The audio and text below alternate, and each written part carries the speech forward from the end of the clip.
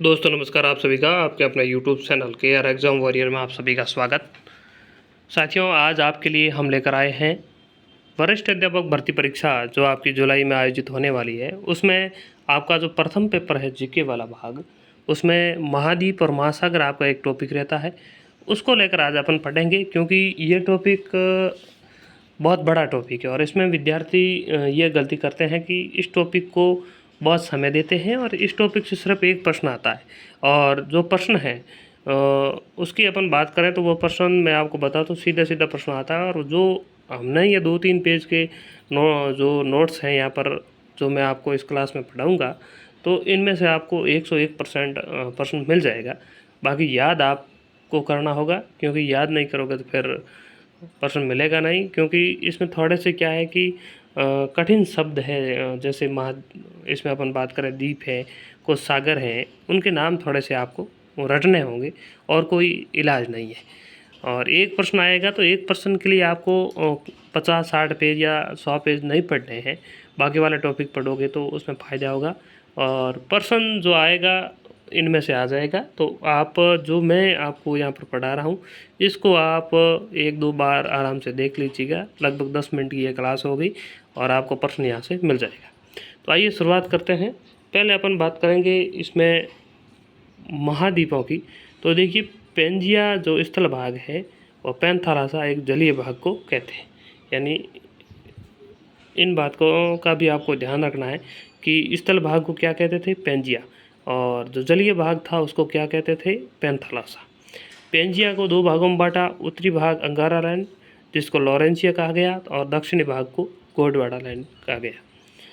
आगे अपन देखते हैं स्थल का जो भाग है महाद्वीपों का, 29% भाग स्थल है और 71% जो आपका भाग है वो जलीय भाग है। महाद्वीपों की औसत ऊंचाई 840 मीटर है और महासागरों की औसत गहराई 3800 मीटर है। तो ये महत्वपूर्ण है, ये थोड़ा आप ध्यान में रखना। महासागर और महाद्वीप प्रथम श्रेणी के उसावस है। फिर देखिए, क्षेत्रफल में सही क्रम महाद्वीपों, इसका आपको विशेष रूप से ध्यान में रखना है। विशेषकर बात करते हैं संस्कृत विभाग वाला जो पेपर होता है उसका ये पैटर्न है, लेकिन हो सकता है इसमें भी आ जाए। बाकी अपन बात करें कि आरपीएससी सामान्य विभाग वाले पेपर में क्रम वाला प्रश्न कम ही देती है, लेकिन कभी कभार दे सकती है। बाकी संस्कृत विभाग में ये हमेशा आया है, तो इसका भी आपको ध्यान में रखना है। सबसे बड़ा महाद्वीप है एशिया 29.8%, फिर अफ्रीका 20.3%, फिर उत्तरी अमेरिका 16.2%, दक्षिण अमेरिका 11.9%, अंटार्कटिका 9.5%, यूरोप 6.7%, ऑस्ट्रेलिया 5%। तो ये जो परसेंटेज पीछे दिए गए ये भी आपको ध्यान में रखना है। लगभग तो याद रखना ही है, पॉइंटों में अगर याद नहीं रहे, क्योंकि यहाँ से प्रश्न आएगा। जनसंख्या की बात करें और जनसंख्या के अनुसार महाद्वीपों की बात करें तो सबसे बड़ा एशिया, फिर अफ्रीका, फिर यूरोप, फिर उत्तरी अमेरिका, फिर दक्षिण अफ्रीका, फिर ऑस्ट्रेलिया और फिर अंटार्कटिका। तो इनका भी आपको ध्यान में रखना है, सही क्रम को याद में रखना है। आगे देखते हैं सर्वोच्च पर्वत। एशिया का सर्वोच्च पर्वत है माउंट एवरेस्ट, अफ्रीका का किलिमंजारो, उत्तरी अमेरिका का माउंट मैकिंगले, दक्षिण अमेरिका का एकांकागुआ, अंटार्कटिका का माउंट विंसन, यूरोप का एल्ब्रूस और ऑस्ट्रेलिया का क्रॉसयूस्को। अब बात करते हैं अलग अलग महाद्वीप के अनुसार। एशिया महाद्वीप। एशिया महाद्वीप की अपन बात करें तो एशिया महाद्वीप में इस महाद्वीप से भूमध्य रेखा, कर्क रेखा और आर्कटिक वृत्त गुजरते हैं, ये ध्यान में रखना है। एशिया को महाद्वीपों का महाद्वीप, सभी धर्मों की आद्य भूमि, सूर्योदय की भूमि, सभ्यताओं का पालन कहते हैं। एशिया को अफ्रीका से पृथक करने वाले अपन बात करें तो अदन की खाड़ी, लाल सागर और स्वेज नहर से एशिया अफ्रीका से अलग होता है। उत्तरी अमेरिका से बात करें तो उत्तरी अमेरिका से बेरिक जल संधि से अलग होता है। प्रमुख पठार विशेष रूप से ध्यान रखना है। तिब्बत का पठार चीन, ईरान का पठार, अनातोलिया का पठार तुर्की, शान का पठार म्यांमार, यूनान का पठार चीन, लोएस का पठार चीन, गोलन हाइटस सीरिया। जो पठार में कठिन नाम है यहाँ से प्रश्न आएगा, जो आसान नाम है वहाँ से नहीं देगी आरपीएससी, ध्यान रखना है इसका भी। फिर एशिया में जो शीतोष्ण कटिबंधीय घास के मैदान हैं उसे स्टेपिस कहते हैं। फिर झीलों की बात करें तो बैकॉल झील रूस, विश्व की सबसे गहरी झील एशिया में ही है। कैस्पियन सागर सबसे बड़ी झील ये भी एशिया में ही है। फिर अपन बात करते हैं एशिया के प्रमुख मरुस्थल।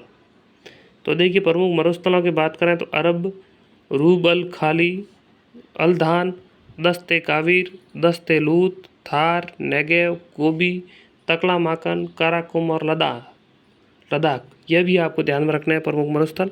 फिर बात करते हैं अफ्रीका महाद्वीप की। देखिए अफ्रीका महाद्वीप की बात करें तो अफ्रीका को काला महाद्वीप, अंध महाद्वीप भी कहा जाता है। जिब्राल्टर जल संधि अफ्रीका को यूरोप से अलग करती है और जिब्राल्टर को भूमध्य सागर की कुंजी कहा जाता है। अफ्रीका से 0 डिग्री अक्षांश 0 डिग्री देशांतर गुजरती है और चारों गोलार्धों में फैला हुआ है। अफ्रीका महाद्वीप चारों गोलार्धों में है। एकमात्र महाद्वीप है जिसमें करक, मकर, विषुवत रेखा गुजरती है, यानी सभी रेखाएं गुजरती है। मानव की जन्मस्थली, भविष्य का महाद्वीप भी कहते हैं इसको अफ्रीका को। प्रमुख पर्वत कौन से हैं? अफ्रीका के पर्वतों का विशेष रूप से ध्यान रखना है आपको। एटलस पर्वत, डेकेसबर्ग पर्वत, माउंट किलिमंजारो, माउंट कैमरून। फिर आपको पठार, अफ्रीका के पठार भी विशेष रूप से ध्यान में रखने हैं। पठारों की बात करें अपन तो कटंगा का पठार, ये पिछली बार पूछा, अब्सीनिया का पठार, आहागार का पठार, ताछीली का पठार और फाउंटा जालौन का पठार। घास के मैदानों की बात करें तो उष्णकटिबंधीय जो घास के मैदान है उसे सवाना घास के मैदान कहते हैं और शीतोष्णकटिबंधीय घास के मैदान को वेल्ड कहते हैं अफ्रीका में। मरुस्थल की बात करें अफ्रीका में तो सारा मरुस्थल, कालाहारी मरुस्थल, नाबीब और जुरान वायुदा मरुस्थल पाए जाते हैं। मकर रेखा को 2 बार काटने वाली नदी लिम्पोपो और भूमध्य रेखा को 2 बार काटने वाली नदी है कांगो। तो ये आपका था अफ्रीका महाद्वीप। फिर बात करते हैं अपन उत्तरी अमेरिका। तो इसमें पर्वतों की बात करें तो Alaska, Brooks, Mackenzie, Rocky, Appalachian, White, Black mountain और कोस्टा रेंज। पठारों की बात करें तो लॉरेंसिया का पठार, Columbia, Snake, Colorado, Ozark, Mexican. और घास के मैदानों की बात करें तो शीतोष्णकटिबंधीय घास के मैदानों को पेरीज। और मरुस्थलों की बात करें तो चिहुआहुआ, सोनोरल, मोजावे। उत्तरी अमेरिका को दक्षिण अमेरिका से पन्नामा नहर और एशिया से बेरिंग जल संधि अलग करती है। पूर्व से पश्चिम जो इसमें तो 5 झीलें हैं उसका क्रम है सुपीरियर, मिशिगन, उरान, ईरी और ओटेरियो। तो जो इसमें लिखा हुआ है उन सभी को आपको रट लेना है, परीक्षा में प्रश्न आपको यहाँ से मिल जाएगा। फिर दक्षिण अमेरिका की बात करें तो इस महाद्वीप को भूमध्य रेखा और मकर रेखा गुजरती है। इस महाद्वीप से विश्व में सबसे लंबी पर्वत श्रृंखला जो एंडीज है यही है। फिर पठारों की बात करें दक्षिण अमेरिका में तो पैटागोनिया का पठार, मोटो ग्रासो का पठार पिछली बार आया था और अल्टीप्लानो का पठार, गुयाना का पठार, पनामा का पठार, बोलिविया का पठार, यह भी पिछली बार आया था। लाओस उष्णकटिबंधीय घास के मैदान, कंपास ब्राज़ील उष्णकटिबंधीय घास के मैदान, पंपास अर्जेंटीना शीतोष्णकटिबंधीय घास के मैदान है। मरुस्थल की बात करें तो पैटागोनिया मरुस्थल, आटाकामा मरुस्थल, सेंचुरा। दक्षिण अमेरिका को पक्षियों का महाद्वीप भी कहते हैं। आगे बात करते हैं आर्कटिक की। देखिए इसके किनारे पर वेडेन सागर और रॉस सागर स्थित है। इसे श्वेत महाद्वीप, बर्फीला महाद्वीप, खिसकता महाद्वीप, शांति और विज्ञान को समर्पित महाद्वीप भी कहते हैं। इससे ग्रीनिच रेखा और अंतर्राष्ट्रीय तिथि रेखा गुजरती है। अंटार्कटिका पर भारत में 4 स्थापित शोध है भारत के यहाँ पर। दक्षिण गंगोत्री 1983, मैत्री 1989, भारती 2012। और अगला महाद्वीप है यूरोप। यूरोप की बात करें तो पहले पर्वतों की बात करें तो एविनाइक पर्वत, पिरेनीज पर्वत, जूरा पर्वत, हर्ज, ऑल्पस, स्केडेवियन, बाल्कन, कॉकेसस, यूराल।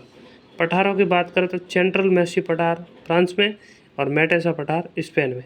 फिनलैंड को 1000 जिलों की भूमि भी कहते हैं, तो इसका भी आप थोड़ा सा ध्यान रखना। फिर ऑस्ट्रेलिया की बात करें तो ऑस्ट्रेलिया महाद्वीप को प्यासी भूमि का महाद्वीप कहते हैं। इसे द्वीपीय महाद्वीप भी कहते हैं। सबसे ऊंचा पर्वत माउंट क्रॉसियस को है। पर्वतों की बात करें तो द ग्रेट डिवाइजिंग, पर्वतों को विशेष रूप से ध्यान में रखना, और द ऑल्पस, मैकेडोनाइल, हेमस्ले, डार्लिंग। पठारों की बात करें तो किम्बरले का पठार उत्तर पश्चिमी ऑस्ट्रेलिया में है, यह पिछली बार आया था। अब काफ़ी सारे विद्यार्थी सोच रहे हैं कि पहले तो बताया गया था कि एक प्रश्न आता है, यहाँ पर इतने कैसे हैं। देखिए प्रश्न एक आता है लेकिन 4 पेपर हुए तो 4 प्रश्न हो गए और कुछ प्रश्न सम्मिलित करने वाले थे, इसलिए यहाँ पर ये बताया गया है। घास के मैदान की बात करें तो डाउन्स जो ऑस्ट्रेलिया में है और कैंटरबरी न्यूजीलैंड में है। यानी घास के मैदान ये 2 है ऑस्ट्रेलिया में, डाउन्स और कैंटरबरी। मरुस्थल की बात करें the Great Victoria, Simpson, Gibson, Tanami, Tirari, पेंट्रिका।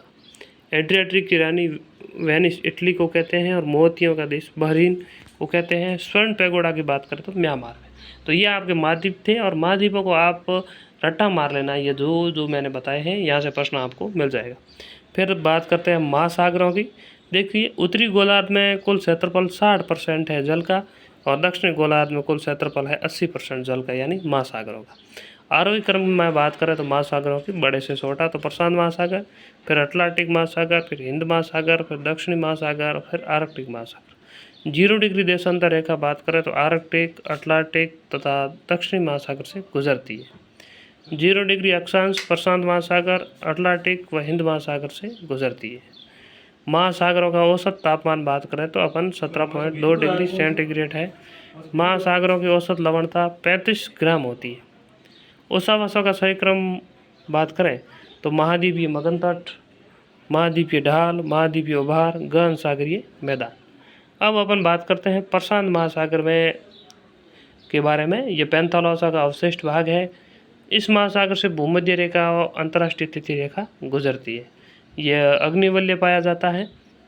उत्तरी प्रशांत महासागर की बात करें अपन तो इसमें जो खाड़ियाँ और सागर है, जिसमें कैलिफोर्निया की खाड़ी, अलास्का की खाड़ी, बेरिंग सागर, ओकोटस सागर, जापान और पीला सागर, पूर्वी दक्षिण चीन सागर, जावा सागर, फिलिपाइन सागर, सेल्विज सागर और सुलू सागर, इसका आप विशेष रूप से ध्यान रखना।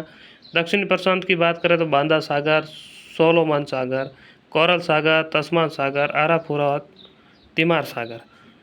द्वीपों की बात करें प्रशांत महासागर में तो एलुसियन द्वीप, कुरिल, ओकेको, ओंसू, चिकोकू, क्यूचू, होकाकोंग उत्तरी प्रशांत महासागर में। यानी उत्तरी में कौन से हैं, दक्षिण में कौन से हैं, मैंने आपको अलग अलग यहाँ पर दे रखे हैं और अलग अलग याद करने हैं। बोर्निया द्वीप है मध्य प्रशांत में, न्यूगिनी दक्षिण प्रशांत में, सेल्विस सोलोमन प्रशांत महासागर, पश्चिम प्रशांत में, हवाई द्वीप उत्तरी प्रशांत में, गोलापागोस द्वीप मध्य प्रशांत में। खाइयों की बात करें तो एलुसियन उत्तरी प्रशांत, क्यूरिल उत्तरी प्रशांत, मेरियान उत्तरी प्रशांत, मिडनाउ उत्तरी प्रशांत, टोगा, कराकायल दक्षिण प्रशांत में।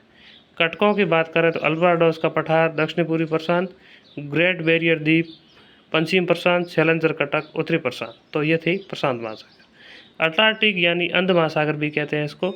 ये अंग्रेजी के एस अक्षर के समान है। 0 डिग्री अक्षांश व 0 डिग्री देशांतर एक दूसरे को काटती है। सागर व खाड़ियों की बात करें तो कैरिबियन सागर, मैक्सिको की खाड़ी, फंडे की खाड़ी, लेब्राडोर सागर, बैफिन सागर यहाँ पर पाए जाते हैं। और इसमें देखें तो आयरिश सागर, बिस्के की खाड़ी, गिनी की खाड़ी, सॉर्गेसो सागर, बोल्टिंग सागर, एजो सागर यहाँ पर है।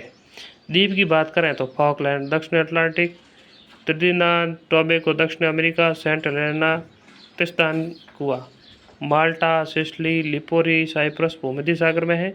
स्ट्रेम्बोली भूमध्य सागर का प्रकाश स्तंभ भी कहते हैं। उत्तरी अटलांटिक के द्वीपों की बात करें तो कैरिबियन सागर, एंटिलीज, Bermuda, Newfoundland, Greenland, Iceland, Azores, कनारी प्रमुख इसमें द्वीप हैं। डॉल्फिन कटक उत्तरी अटलांटिक में है, सैलेंजर कटक दक्षिणी अटलांटिक में है, पारा कटक उत्तरी अटलांटिक में है, फ्यूटोरिको खाई दक्षिण उत्तरी अटलांटिक में है, रोमेस खाई मध्य अटलांटिक में है, सैंडविच खाई दक्षिण अटलांटिक में है, टेलीग्राफिंग पठार उत्तरी अटलांटिक में। उत्तरी दक्षिण याद नहीं रही तो अभी याद कर लेना कि कौन सा कहाँ पर है, यहाँ से भी प्रश्न बनने की संभावना रहती है, कई बार प्रश्न आया है। हिंद महासागर की अपन बात करें तो इस एम आकार का है और यहाँ पर कटकों की बात करें सेंकोस कटक, सेंकोस चैंटपॉल कटक, सेंसेल्स कटक, कॉल्सब्रंग कटक प्रमुख कटक है। मेडागास्कर हिंद महासागर का सबसे बड़ा द्वीप है।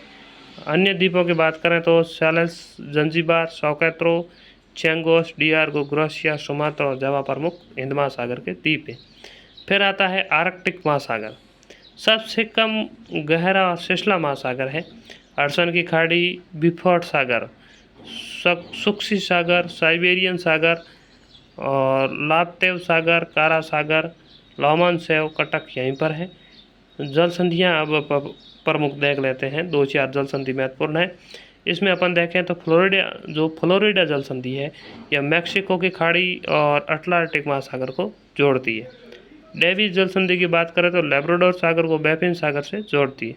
डेनमार्क जल संधि जो है अटलांटिक को आर्कटिक से जोड़ती है। डोवर इंग्लिश चैनल को उत्तरी सागर से जोड़ती है। जिब्राल्टर जो जल संधि है वो अटलांटिक को भूमध्य सागर से जोड़ती है। बॉस्फोरस जल संधि की अपन बात करें तो मरमरा सागर और काला सागर को जोड़ती है। बाब अल मदेब जल संधि लाल सागर और अदन की खाड़ी को जोड़ती है। हॉर्मुज़ जल संधि ओमान की खाड़ी और फारस की खाड़ी को जोड़ती है। मलक्का जल संधि अंडमान सागर को जावा सागर, छुंडा जल संधि सुमात्रा और जावा को, करीमाता जल संधि जावा सागर को दक्षिण चीन सागर से जोड़ती है। तो इन जल संधियों का भी आपको विशेष रूप से ध्यान में रखना है। और विशेष रूप से हॉर्मुज़ जल संधि तो आपको ध्यान में रखनी ही रखनी है।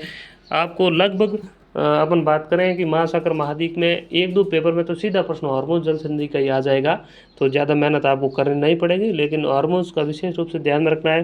पहले तो हॉर्मुज़ जल संधि किसके मध्य है ये ध्यान रखना है। फिर हॉर्मुज़ जल संधि से किन किन देशों को गुजरना पड़ता है। जैसे कोई ऐसे भी प्रश्न आ सकता है कि कौन से देश से तेल या जहाज़ जो आते हैं अन्य देशों की ओर वो हॉर्मुज़ जल संधि से गुजरते हैं। तो उन देशों में बात करें तो सऊदी अरब है, एक तो आपके सऊदी अरब, दूसरा आपका देश हो जाएगा ईरान, तीसरा आपका हो जाएगा इराक, और चौथा आ जाएगा यूएई, आपका यूएई और कुवैत और कतर। इन देशों का आपको विशेष रूप से ध्यान रखना है। सऊदी अरब, ईरान, कतर, इराक, कुवैत और यूएई, यहाँ से जो भी जहाज़ आते हैं उनको हॉर्मुज़ जल संधि से होकर गुजरना ही पड़ता है। यानी जैसे एशिया की तरफ जो जहाज़ आते हैं, भारत, चीन, श्रीलंका की तरफ, उनको तो ये हॉर्मुज़ जल संधि का विशेष रूप से ध्यान में रखना है। हॉर्मुज़ जल संधि किसके मध्य है यह भी ध्यान में रखना है। ओमान की खाड़ी और फारस की खाड़ी को जोड़ती है, इसका भी ध्यान में रखना है। तो कुल मिलाकर आपका ये महाद्वीप और महासागर टॉपिक यहाँ पर पूरा होता है। मैंने थोड़ा जल्दी में पढ़ाया है, लेकिन आपको 2-3 बार ये वीडियो देखोगे तो आपको आराम से समझ में आ जाएगी। और बाकी देखिए, आपको ये जो बताया है इन सबको रट लेना है, प्रश्न सीधा यहाँ से आ जाएगा। यानी 4 पेज से अगर प्रश्न मिल रहा है आपको तो फिर 40-50 पेज पढ़ने की कोई ज़रूरत है नहीं। बाकी जो टॉपिक है उसको आप पढ़िए, आपको परीक्षा में ज़रूर फ़ायदा मिलेगा। तो धन्यवाद साथियों, मिलेंगे अगले वीडियो में, तब तक के लिए धन्यवाद।